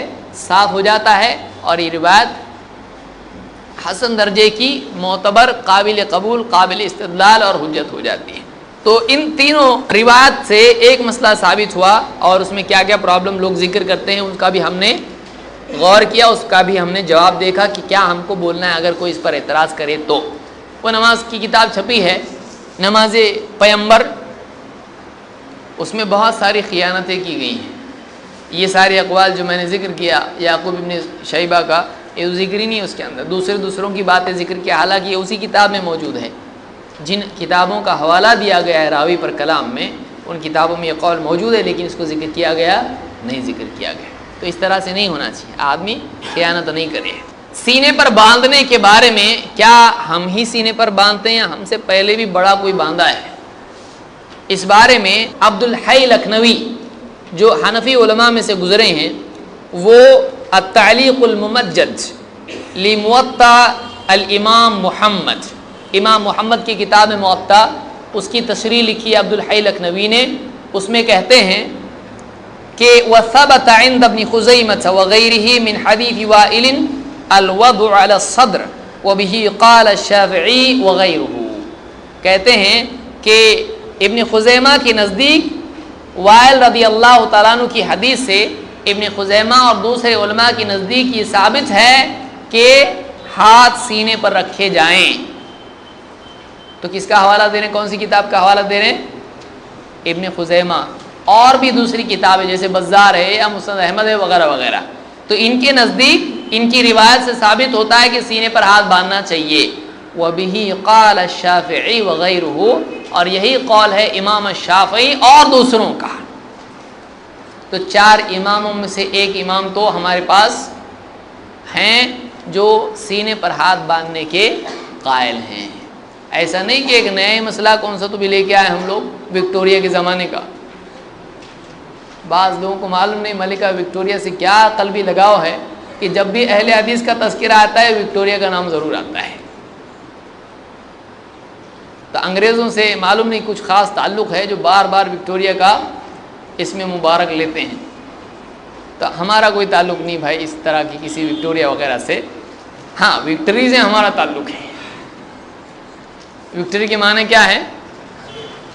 اسی لیے حدیث میں کیا آیا ہے؟ اللہ کے نبی صلی اللہ علیہ وسلم نے فرمایا ہے کہ لا تزال طائفۃ من امتی ظاہرین علی الحق، ایک گروہ ہمیشہ رہے گا ایسا جو حق پر ہمیشہ غالب رہے گا. لا یضرهم من خذلهم او خالفهم حتى یأتی امر اللہ وهم كذلک، ان کا ساتھ چھوڑنے والے، ان کی مخالفت کرنے والے ان کو کوئی نقصان نہیں پہنچا پائیں گے یہاں تک کہ قیامت آ جائے گی. تو غلبہ اور فتح جو ہے اللہ تعالیٰ نے انہی کے لیے مقدر کر دی ہے جو قرآن و سنت کے قائل اور فاعل ہیں. اللہ تعالیٰ ہم کو ان میں سے بننے کی توفیق عطا فرمائے. تو اس قول سے معلوم ہوا کہ امام شافعی تو ہیں جو سینے پر ہاتھ باندھنے کے قائل ہیں. تو اتنے بڑے امام ہیں، ان کے نزدیک بھی کیا مسئلہ ہے؟ سینے پر ہاتھ باندھنا چاہیے. ایک اور چیز اس میں یاد رکھیے کہ ایک صاحب کہنے لگے، صاحب مطلب بہت بڑے صاحب ہیں، مناظر صاحب ہیں، وہ کہتے ہیں امام ترمذی نے تو دو ہی قول ذکر کیے ہیں، ایک ناف کے نیچے ایک ناف کے اوپر، یہ سینے پہ تو تھا ہی نہیں امت میں عمل. یہ بھولے بھالے لوگ ہیں، ذرا بھولے بھالوں میں بیان کرتے ہیں ایسے لوگ. کتنی پیاری بات ہے کہ امام ترمذی نے دو ہی باتیں ذکر کی ہیں، ایک ناف کے نیچے ایک ناف کے اوپر، تیسرا کوئی عمل ذکر ہی نہیں کیا. اگر سینے پہ باندھنے کا عمل امت میں ہوتا تو امام ترمذی ذکر کرتے.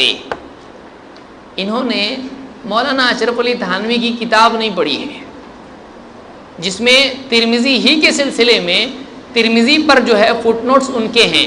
ترمذی جب پڑھانے کو بیٹھے مولانا اشرف علی تھانوی تو اس میں پڑھاتے پڑھاتے انہوں نے ایک بات کہی. کیا کہی؟ کہ دو عمل امت میں ہیں، ناف کے نیچے اور ناف کے اوپر یعنی سینے پر. کون کہہ رہا ہے؟ اشرف علی تھانوی ہے. تو تقریر ترمذی میں، تقریر ترمذی میرے پاس ہے وہ کتاب، تقریر ترمذی جب ترمذی پڑھاتے پڑھاتے بول دیے وہ، تو انہوں نے کیا کہا تھا کہ ناف کے اوپر کا مطلب ہے سینے پر، اور بعض صحابہ ناف کے نیچے باندھتے تھے، بعض صحابہ ناف کے اوپر.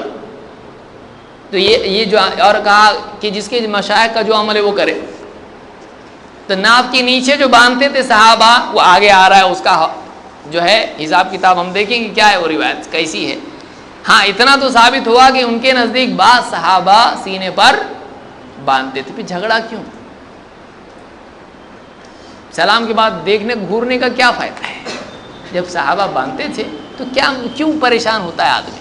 پروموشن کسی کا ہو رہا ہے تو کیوں پریشان ہو رہا ہے اس کے اوپر؟ ایک آدمی اگر اوپر جاتا ہے ناف کے نیچے سے تو کیوں پریشان ہے آدمی؟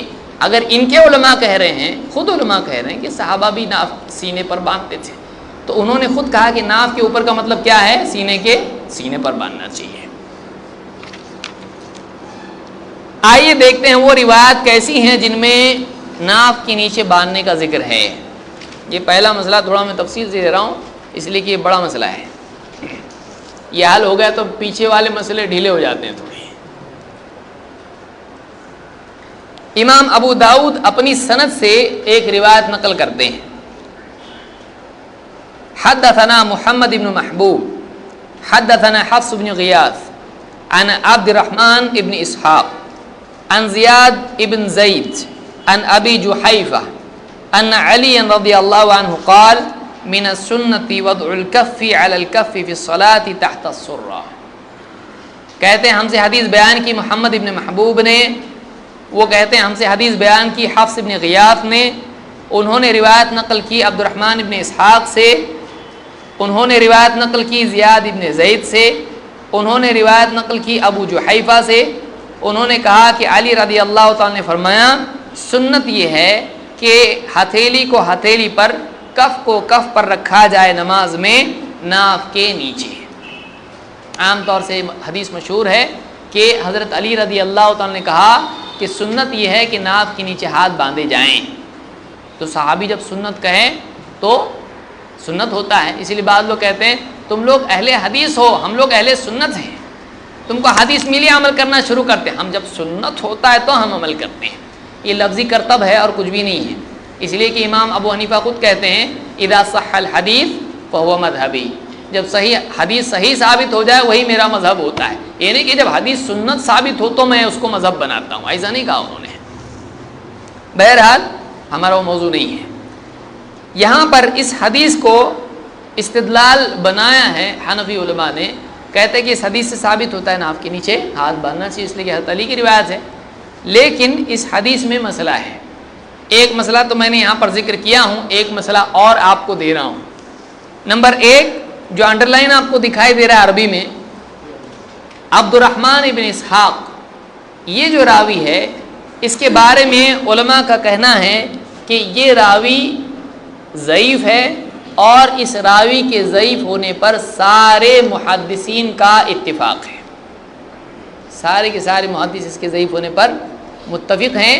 محدثین میں سے کسی ایک محدث نے بھی اس راوی کو حجت قابل اعتبار نہیں کہا ہے، سارے محدثین اس کو ضعیف کہتے ہیں۔ تو یہ عبد الرحمن ابن اسحاق راوی ہے۔ اور آگے ایک روایت ہے جو ابو ہریرہ رضی اللہ تعالیٰ سے آئی ہے، اس میں بھی یہ راوی موجود ہے۔ دیکھیے کیا سند ہے، امام ابو داؤد ہی نے اس کو نقل کیا ہے۔ کہتے ہیں حدثنا مسدد حدثنا عبد الواحد ابن زیاد عن عبد الرحمن ابن اسحاق الکوفی عن سیار ابی الحکم عن ابی وائل قال قال ابو ہریرہ اخذ الاکف علی الاکف فی الصلاۃ تحت السرہ۔ کہتے ہیں ابو ہریرہ رضی اللہ تعالیٰ عنہ نے فرمایا کہ ہاتھ کو پکڑنا ہے، ہاتھ سے، کف کو کف سے پکڑنا ہے، یہ کف ہے، اس کو اس طرح سے پکڑنا ہے، کیسے؟ نماز میں تحت السرہ، ناف کے نیچے، یعنی ناف کے نیچے ہاتھ کو ہاتھ سے پکڑنا چاہیے۔ اس کو بھی حنفی علماء نے دلیل بنایا ہے اس سلسلے میں کہ نماز میں قیام میں ناف کے نیچے ہاتھ باندھے جائیں۔ بعض لوگ بہت ہی کٹ حجتی پر آتے ہیں کہ رفع الیدین ہے اس کے سلسلے میں یا دوسرے مسائل میں، اگر ہم بھی ایسا کرنے لگیں تو ہم بھی پوچھ سکتے ہیں بھائی اس میں قیام میں کدھر ہے؟ یعنی ہاتھ باندھنے کا جو ذکر ہے، عام طور سے جو بحث کا وقت جب آتا ہے، دلائل کا ذکر آتا ہے، ایک صاحب کہنے لگے اپنی کتاب میں، آپ بتاؤ آپ رفع الیدین کرتے ہو، اتنی جگہ مت کرو، ایسا کدھر ہے؟ جہاں جہاں تم نہیں کرتے ہو وہاں مت کرو اور یہاں کرو، ایسا اتنی گنتی ہم کو بتاؤ، 10 جگہ مت کرو، 17 جگہ کرو، اس طرح سے کہاں ہے؟ یا بالعکس؟ تو اس طرح سے جو کٹ حجتی پر آتا ہے، ہم کہیں ٹھیک ہے یہاں پر قیام میں باندھو، ایسا کدھر ہے؟ ایسا اگر کوئی کہے گا تو جواب دے سکتے ہیں نہیں، لیکن سب مانتے ہیں کہ یہ روایت کس بارے میں ہے؟ قیام ہی کے بارے میں ہے، اس لیے کہ علماء نے اس سے یہی استدلال کیا ہے۔ ورنہ اگر ایک آدمی لفظی بحث پر آ جائے تو یہاں پوچھ سکتا ہے کہ یہاں کہاں ہے کہ قیام کی حالت میں کریں، اتحیات میں باندھیں، یا رکوع کے بعد، رکوع سے پہلے، رکوع میں کیا ہے، اس میں کہاں پر ہے؟ کوئی ثابت کر سکتا ہے؟ نہیں کر سکتا ہے، اس لیے کہ اس میں وہ لفظ نہیں ہے قیام کی حالت میں ایسا کیا جائے گا، پوری نماز میں اس بارے میں۔ اس روایت میں بھی وہی راوی ہے جو پچھلی روایت میں تھا، اس کا نام کیا ہے؟ عبد الرحمن ابن اسحاق الکوفی۔ اس راوی کے بارے میں عام طور سے وہ بات چھپائی جاتی ہے جو اس روایت کو بیان کرنے والے نے ذکر کی۔ یہ روایت کس حوالے سے ذکر کی جاتی ہے؟ ابو داؤد، سنن ابی داؤد۔ لیکن امام ابو داؤد نے خود اپنی کتاب میں سنن ابی داؤد میں ان روایات کے بعد ذکر کیا، کہتے ہیں سمعت احمد ابن حنبل یضاعف عبد الرحمن ابن اسحاق الکوفی، میں نے امام احمد ابن حنبل کو سنا وہ عبد الرحمن ابن اسحاق الکوفی کو ضعیف قرار دیتے تھے۔ امام احمد نے کیا کہا کہ عبد الرحمن ابن اسحاق یہ راوی کیسا ہے؟ ضعیف راوی ہے۔ امام ابو داؤد شاگرد ہیں امام احمد کے، اور امام احمد سے براہ راست سنا امام ابو داؤد نے، کہ میں نے سنا امام احمد سے، وہ کہتے تھے کہ عبد الرحمن ابن اسحاق کیا ہے؟ ضعیف ہے۔ 4 اماموں میں سے ایک امام ضعیف بول رہا نا اس کو، تو چاروں امام برحق، تو پھر یہ برحق نہیں کیا؟ چاروں امام کیا ہیں؟ برحق ہے نا، تو یہ کیوں برحق نہیں؟ یہ راوی برحق ہے نہیں، وہ ضعیف برحق ہے۔ اس راوی کو امام احمد کیا کہتے ہیں؟ یہ راوی ضعیف ہے، اور سارے محدثین نے اس راوی کو کیا کہا ہے؟ یہ ضعیف ہے۔ اگر تہذیب و تہذیب وغیرہ آپ دیکھیں تو آپ کو اس میں ملے گا۔ اسی لیے اس حدیث کے بارے میں علامہ عبد الحی لکھنوی ہدایہ کے حاشیے پر کہتے ہیں، آپ غلطی سے یہ نہیں کہہ دینا پھانسی لینے کے لیے کہ ہدایہ میں ہے، ہمارے بہت سارے لوگ بھولے بھالے ہوتے ہیں، سنتے ہیں اور اس کو جو ہے مختصر کر کے بولتے ہیں، جو سنے وہی بولنا، ہدایہ میں نہیں ہے، یہ ہدایہ کے حاشیے پر ہے۔ کیا لکھا ہے علامہ عبدالحی لکھنوی نے؟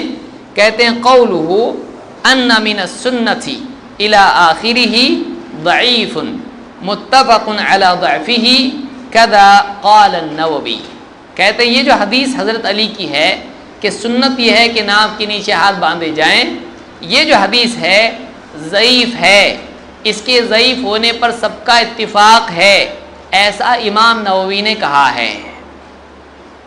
تو عبدالحی لکھنوی نہیں کہہ رہے ہیں نووی نے غلط کہا ہے، نہیں، وہ ذکر کر رہے ہیں امام نووی نے کیا کہا، یہ حدیث ضعیف ہے، اس پہ سارے محدثین کا اتفاق ہے کہ یہ ضعیف ہے۔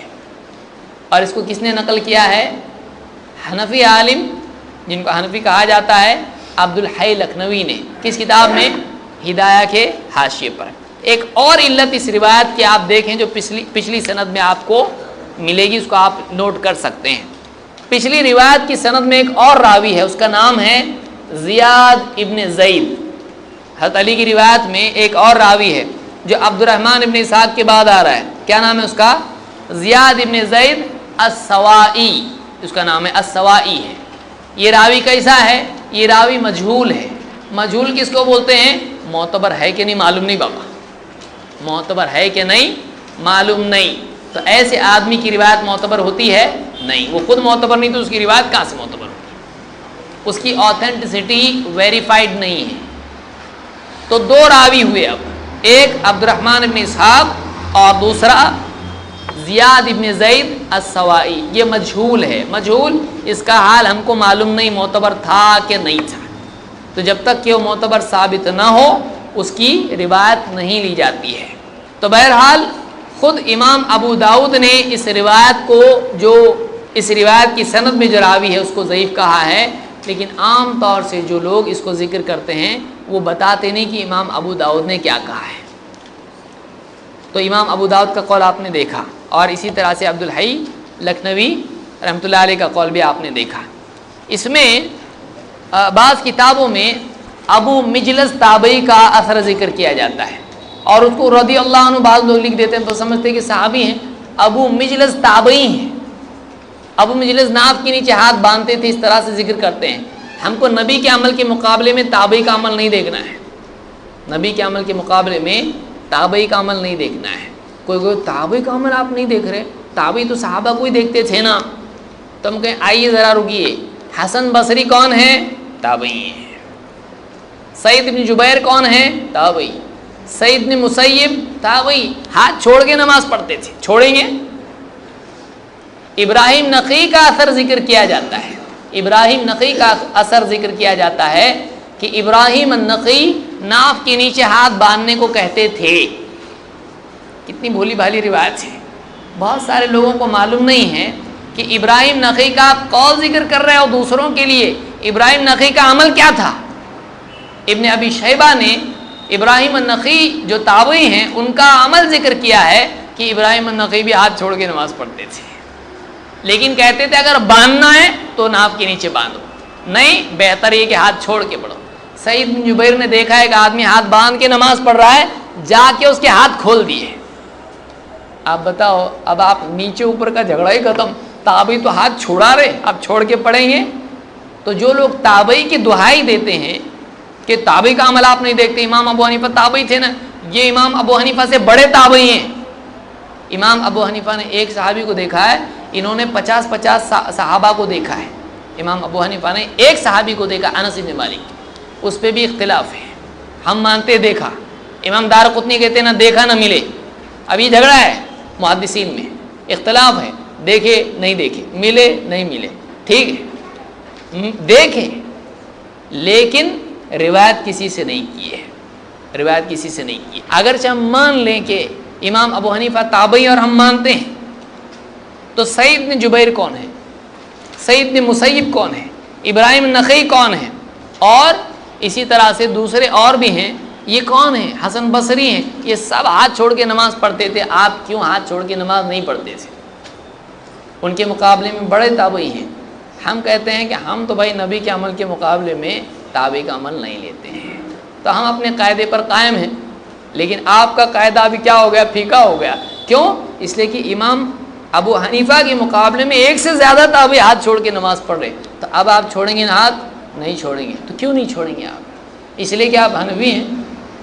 صرف حنفی ہونے سے آدمی ہمیشہ کے لیے غلام بن گیا، تو اتنے بڑے بڑے تابعی کا عمل کیوں نہیں لیتا ہے؟ تابعی ہی اگر مرتبہ تابعی کا دیکھنا ہے، نام نہیں دیکھنا ہے تابعی کا، تابعی کا مرتبہ ہے نا اصل، یا فلاں نام کے تابعی ہم کو بہت اچھے لگتے ہیں، ایسا ہے نہیں، تابعی کا مرتبہ ہے، صحابہ کو دیکھے اس لیے تابعی ان کو کہہ رہے ہیں۔ تو امام ابو حنیفہ کے مقابلے میں بڑے تابعین کا عمل کیوں نہیں لیے آپ؟ نہیں لیے، کوئی جواب نہیں۔ تو ابن ابی شیبہ میں اگر آپ دیکھیں، مصنف ابن ابی شیبہ میں تابعین کے عمل ذکر کیے ہیں۔ اسی طرح سے ابن المنذر نے اپنی کتاب الاوسط والاجماع جو ہے اس میں تابعین کے اقوال ذکر کیے ہیں، اور اس میں حسن بصری وغیرہ کا بھی عمل ذکر کیا ہے۔ تو یہ ہاتھ چھوڑ کے نماز پڑھتے تھے۔ ہمارے نزدیک اللہ کے نبی صلی اللہ علیہ وسلم کا عمل سب پر مقدم ہے، اس لیے ہمارا ایک ہی قاعدہ ہے، نبی کے مقابلے میں کسی کی نہیں چلتی، نبی کے مقابلے میں ہم کسی کی نہیں مانتے، ان کو مانتے ہیں، ان کی نہیں مانتے، وہ نہیں مانتے جو نبی کے خلاف جاری، باقی مانتے ہیں۔ تو یہ پہلا مسئلہ سمجھ میں آ گیا۔ اس کے لیے کیا کیا دلیلیں ہیں، اس کے بالمقابل کیا دلیلیں ذکر کی جاتی ہیں، کیا شبہات ذکر کیے جاتے ہیں۔ اب وہ رد تو ہم کو نہیں کرنا ہے، اتنے سب کیا پاگل ہیں کیا؟ ہم ڈاکٹر نہیں ہیں۔ بعض لوگ کہتے ہیں اتنے سب کرتے ناپ کے نیچے باندھ دیے، سب کیا پاگل ہیں کیا؟ تو ہم بولے بھائی ہم ڈاکٹر ہوتے تو بتاتے پاگل ہے کہ نہیں، ہم کو نہیں معلوم ہے، آپ چیک اپ کراؤ، معلوم پڑے گا آپ کو۔ ہم علمی اعتبار سے دلائل پر گفتگو کریں گے۔